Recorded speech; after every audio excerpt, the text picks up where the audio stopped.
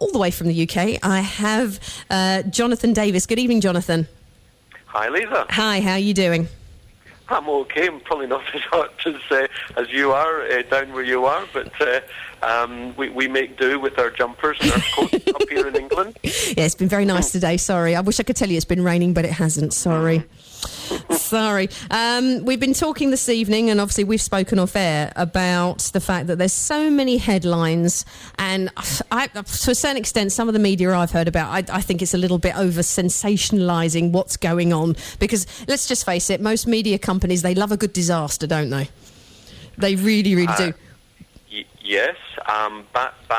Bad news sells newspapers. It does. However, I would suggest to you that in the years leading up to the crisis that we now are in, the media in general just didn't get it. They just didn't get that we were building up into the biggest economic crisis the world has ever seen. Yeah, so I suppose what we could say now is that they all finally have got it, and they're all jumping on the bandwagon. As you say, you know, bad headlines do sell papers. But I wanted to cut through all the rubbish, quite honestly, and to be able to give people who are listening real information when it comes to the euro. Now, I've got the information that you sent through to the station, and you have described the euro as acting like Roadrunner. Perhaps you'd like to explain that. Yeah, well, I somewhat misrepresented, because I should have been talking about the Wile E. Coyote. If people can remember back to that cartoon, Wile E. Coyote, he would run off the cliff, and his legs would carry on spinning round as if he's running, and then suddenly he'd look down, realise where he was, he'd look at the camera and go, gulp, and then he'd fall. And the euro has been waiting to collapse for quite some while now. It's been held up by politicians doing silly things with taxpayers' money, pretending that everything's okay. But now we're at a situation where it is looking down, it is saying gulp, and it's at a point now where I think it's readying for a state of collapse. Now, you say that politicians have done silly things with people's taxes. Could you be a bit more specific about that? Well, I certainly can. We've had globally, particularly in the West, a rise in debt since actually the 1950s or the 1960s, depending where you are. And every government of whatever country you can think of always promises the electorates more than they can actually afford. Mm-hmm. And they provide the public services not because their economies are in good state, but because they borrow and they borrow and they borrow. And when they borrow a lot of money, it's never really a problem, because they always kick the can down the line till the next crowd come in. It's their problem. And what do? They borrow more, and they kick it down the line. Now, over decades, that's what's been happening. The problem is, Lisa, we are now at the end of the line. You cannot kick the can down any further when, as households, you've borrowed so much, as governments, you've borrowed so much, the banks are holding bad debts par excellence. Mm-hmm. There is nowhere else to turn, and that's why countries, literally countries, are going bankrupt. It's not been seen in Europe since the Second World War. No, it hasn't. That's where we're at now. Yeah. I mean, let's take Greece as an example. Some people have made the comment that, Greece is the way it is because of their lacklustre attitude to one thing and another, and their government, blah, blah, blah, blah, blah. But whatever reason it is, they are in serious, dire straits. And I can't, for one, put it down to a lacklustre attitude. They have been put under pressure. Their government has overspended, as you say. Everybody seems to be doing that. Greece obviously making more headlines than anywhere else at the moment. But Spain is up against it as well. And the comments that I actually just got before from the listener who rang in about the Euro bank accounts, we'll come to that in a little while, but she was basically saying that she thinks that England is in the same situation as the rest of the Eurozone, but are hiding behind the pound. What would you say to that? Yes, I listened to that lady, and she's very astute. Yeah, she is, yeah. Entirely accurate things. I will comment on that in just one moment. Just going back on what's been done to taxpayers, the politicians have borrowed vast amounts of money on the basis that taxpayers would always bail them out, bailing out the politicians, that is. Unfortunately... so that just makes me smile. In praise of Margaret Thatcher, in comparison with what you said the lady said a few minutes ago, Thatcher did say one very intelligent thing. The problem with socialism is that eventually you run out of taxpayers. So... that's the problem we're in. Now, getting back to what you just said, Britain, incidentally, I'm Scottish. It's Britain, it's not England. Sorry, England. Britain is yes. Absolutely. British politicians, of course, are hiding behind this fact that we are not in the euro. It's totally irrelevant.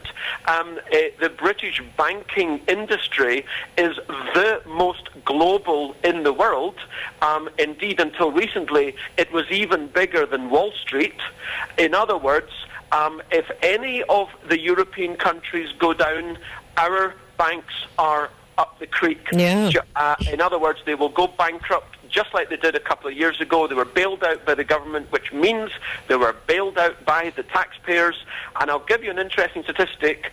The amount that our banks hold of loans to governments and households and businesses is 4.5 times the size of the UK economy. You are In other words, joking. we're in Stoke. Yeah, stuck is the word for it. 4.5 times the size of the economy. What were people thinking when they kept signing the checks? What did they keep thinking? We'll get bailed out, we'll get bailed out. They were thinking of their bonuses, and they were thinking that it doesn't matter what we do, because when we make profits, we keep the profits. We keep the profits and we get the bonuses. When we make losses, do you know what? The taxpayer's going to bail us out, and we still get our bonuses. And that is the main root problem in the global economy. Banks have got away with proverbial murder for years and years, and politicians, whichever country it is, have let them do it, because it has served the politicians well, because while the banks were making profits, they were paying taxes, so the politicians could do their pet projects. But it was obvious to those who could see it, and I've been talking about these things for several years now, that we're building up into the biggest crisis in history. Several years ago, people laughed at me to my face. Now they don't laugh. I bet they don't. Whether or not I'm mad as opposed to stupid. Actually, banks in 2008 did go bust. We had the biggest economic and financial collapse in history, and you know what? We're about to have another one, and it's going to be bigger than 2008. Okay, on that note, Jonathan, I'm going to have to go to an ad break. If you could just hold, and I'll come back to you in just a couple of minutes. Is that okay? Sure. Okay, hold on. Have you seen the new autumn blouses with bows on them? They're so feminine. Just like pencil-lined skirts. I love them. And the best thing is the fantastic price. At Semana Fantastica Week at El Corte Inglés, blouses and skirts for €29.95. A pencil-lined skirt for $29.95? And trousers and blouses. The latest in this autumn's fashion at Semana Fantastica in El Corte Inglés. Open this Sunday. Do you want investment solutions with a personal touch? At Yuska Bank Gibraltar, we discuss your investment solutions based on your risk profile and investment strategy, so we find the solution best matching your needs and requirements. Yuska Bank Gibraltar offers a range of investment products, including bond and equity funds, multi-currency deposit accounts, bespoke Visa card services, and property mortgages. Visit Yuska Bank Gibraltar at 76 Main Street, or give us a call on Gibraltar 606 55544, or go online to yuskabank.gi. From Malaga to Keller Honda on 88.9, this is Talk Radio Europe, your voice in Spain. Tonight with Lisa Grant. Yes, indeed, and still waiting on the line to continue our interview is Jonathan Davis. Good evening again, Jonathan. Hi, Lisa. Hi. Okay, it may seem like a stupid question after everything that's been said and the crisis headlines and everything else, but quite honestly, and give it to me straight, what's the future for the euro? The future, I think, is the opposite of the past. What I mean by that is when the euro was created about 10, 12 years ago, it was designed in such a way that it could not possibly work. There were too many easy get-outs for governments. And what has happened is that the euro did strengthen, and it's been strong for a few years. Whereas where we are now is that countries are very close to leaving the euro. Greece is the one they're talking about right now. But, if and when Greece goes, it'll be Ireland, Portugal, Spain and Italy as well, probably. So to answer your question, I think you've quoted me already. The euro is toast with jam and butter. I can see the euro doing just like sterling did in 2008-9 when we borrowed that vast amount of money in the UK to bail out the banks, and our currency sterling depleted by 25%. I can see something similar to happening to the euro in pretty short order within weeks or months. Wow. Particularly if Greece defaults and leaves, then it'll just be dominoes and other countries will go and you'll see the euro just go down and down and down. But I need to say this, governments have played it badly, terribly badly, with every currency on earth.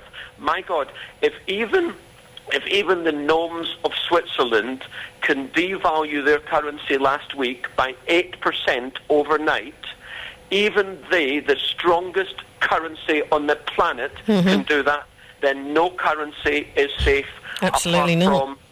Apart from the only true currency that has held its value since ancient Greece, gold. Yeah, I knew you were going to say gold. It is the only one. It is the only one. Now, if I could just go back to something that you said just before, if Greece defaults, now, if I remember rightly, when the contracts were signed for countries to take on the euro, they had to take it for a certain amount of years, is that correct? And if they did actually default on it, the country concerned would get fined. Now, in the case of Greece, they haven't got any money to begin with, so obviously I'm assuming that the situation of them being fined would be forego. Otherwise, it would just be completely stupid to put them into even more debt. The other countries, you say, will topple like dominoes. When the contracts were first actually drawn up about the euro, did they foresee in any way, shape or form that this kind of thing would happen? The people who put the euro together were what's what I'm looking for? They've been mentored by the people who put the EU together in the first place. Sure. Jean Monnet and people like that. These guys were anti-democratic. The people who run Brussels are anti-democratic. There is no elected politician in Brussels who actually has a vote. Because, of course, they can vote, but really they're just signing off everything that has been created by the unelected commissioners and the bureaucrats in Brussels. So, you talk about fines. Most of the countries in the EU or in the Euro have broken the rules left, right and centre. No one's ever been fined. No one will ever be fined. They've allowed countries to break the rules, and this is why we're in the terrible state that we're in. So, they're focused on Greece. Greece has been bailed out twice already in the last year. And by the way, it's not Greece who's been bailed out. It's the banks who loaned to Greece that have been bailed out. The Greek people have not been bailed out. Look at their unemployment. Look at their levels of income. Look at their taxation. The Greek people are being hammered, just like the Irish, just like the Italians are putting through, 45 billion euros of cuts. It's the people who are being hammered, not the bankers, not the political elite. It's the people, always the people. Absolutely. When it comes to that, let's just bring it back to Spain just for a couple of minutes. Yeah. If Spain were to go back to the peseta, or if Greece were to go back to its currency, if Ireland if everyone went back, and actually this is one of the questions Beryl in oh, crikey, I've forgotten which in Marbella. Beryl in Marbella actually emailed me to say, if everybody went back to their original currencies, what would they actually do to the economic climate in the countries? Would it cause it to go into a major tumble, or would it actually help? Yeah. In the short term, what would that entail is that the bankers who had loaned all this money would incur billions and billions, hundreds of billions indeed, of losses. In other words, those countries who default on the loans will be made into pariahs in the global financial community. It'll be extremely difficult for them to get loans in the future. And you know what? That would be the best thing that ever happened to them, and I'll tell you why. Without a shadow of a doubt, it would, if Spain went back to the peseta, in the short term, it would be extremely painful, no doubt. The peseta would devalue 50, 60, 70%. Now, you've seen house prices in Spain, according to the official statistics, fall about 20%. Yes. Nothing could be further from the truth. They've actually fallen 50 or 60%. Absolutely, and I must admit, when I saw that number of 20%, I thought, which planet? Who wrote this? Which planet are you living on? It's more like 50 or 60% easily.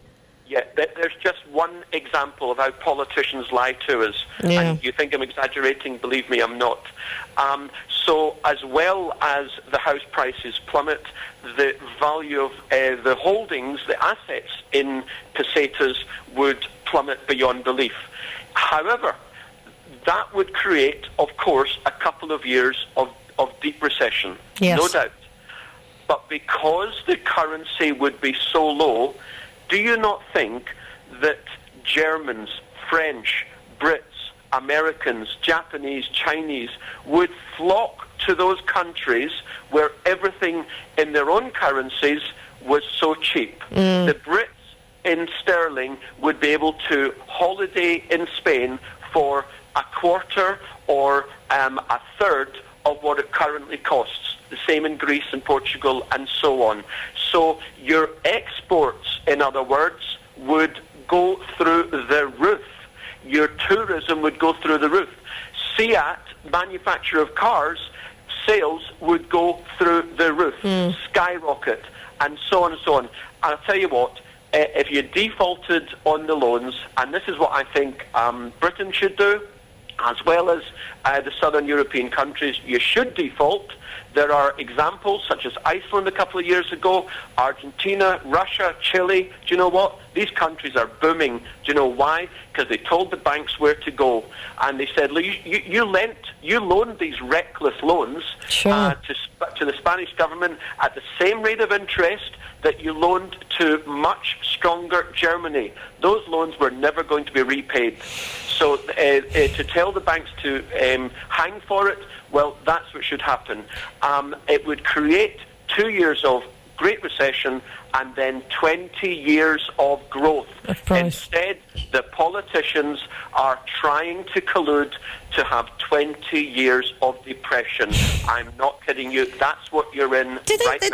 They just, quite honestly, ever since I was a kid, and this is going back a long way, ever since I was a kid and I started to understand about politics and rules and regulations and governments and parliaments, etc., one thing that resounded in my head, and it still resounds to this day, they do not live in the real world. They live in their ivory towers, they sit in their posh offices, and they don't understand what you and me and the other guys in the street actually go through every day. So how on earth can they possibly conceive what is right for us? They can see it. They just don't go for it.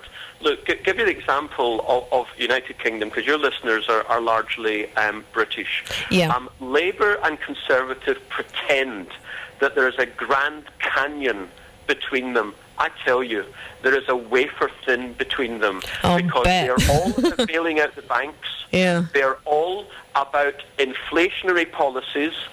Why? Because politicians, their job, I tell you, is not to manage the economy. Their job is to get re-elected. and they will borrow, they will lie, they will tax as much as they want in order to get re-elected. All they care about is 5 years from now.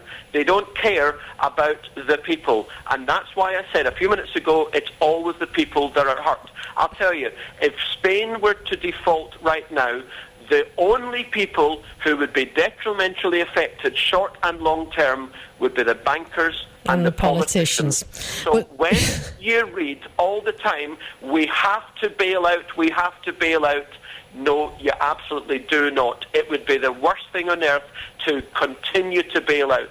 Absolutely. Actually, you've actually managed to answer a couple of listener questions. Richard actually asked if Spain should cut its losses and just get out, and you've obviously answered that question. Beryl, as I said, was asking about the European countries going back to their original currencies. Now, one question that came in just before, we've all got Euro bank accounts. Some people have it money in England. Some people even have money in Gibraltar, and they keep it in pounds. But majority of people who have been listening tonight will have Euro bank accounts, and quite honestly, that is our bread and butter. What on earth are we going to do with that? What on earth are we going to do with our bank accounts and our money? Well, as you said, I'm a wealth manager. It's what I do for a living. Yes. I give advice on people's wealth, and we are very bullish, short term, on the US dollar. Right. When there is great economic crisis, there are very few bolt holes for global finance to run to secure their assets. One of them is the US dollar. So we have certainly been advising our clients who are not in the UK for the relatively short term. In other words, it might only be weeks, it might be months, but until the Greek, Italian, etc. position clears, go to the dollar, open a US dollar account, put some money in there, put a lot of money in there, because I tell you, the dollar has been rising recently, and if the euro falls, where does the money go? It goes into the US dollar. But I just put one caveat on that. That is not a long-term forecast. That is while this crisis is going, Sure. But I think that's a very safe home to preserve the purchasing power of your assets. Can I just play devil's advocate for 2 seconds here? Sure. America's economic climate is a mess. Mm-hmm. You know, the president is constantly going on about putting employment reforms through. People are saying that they can't make ends meet. Things are a complete mess over there. Why do you think the dollar is managing to rise under such pressure? Yeah. I think I've answered that already. However, Okay. You're absolutely correct. Obama is destroying the United States. And by inference, he's destroying the global economy. You know, all these stimuli, it's exactly like Greece, it's exactly like Spain. Stimulus, stimulus, stimulus. Where do you get the money from? You borrow from the banks on the basis that the taxpayers are going to pay the money back. As Thatcher said, the problem with socialism is that eventually you run out of taxpayers. Yeah, so you're absolutely correct. And as I said, long term, no, the dollar's toast as well. All currencies are toast. If even the Swiss National Bank can devalue by 8%, even do something as incredibly stupid as that, if they can do it, then I tell you, every other country can do it. So, but I'm saying short term, in a short-term crisis that we have right now, the dollar is a very big bolt hole. Okay. So, Jonathan, it's been an absolute pleasure to talk to you this evening. Thank you so much for giving us exactly what we wanted, straight answers to straight questions. Now, if anybody wanted to get in touch with you directly, how would they do that? They can have a look at the website, which is jonathandaviswm.com. jonathandaviswm.com. One last thought. Where will you be spending your money? Spending it? Yeah. When it comes to going on holiday and things like that, you said that, you know, you people would be running to Spain and everywhere like that. Would you take advantage of that? If Spain were to go back to the Peseta, would you jump on a plane to Marbella straight away?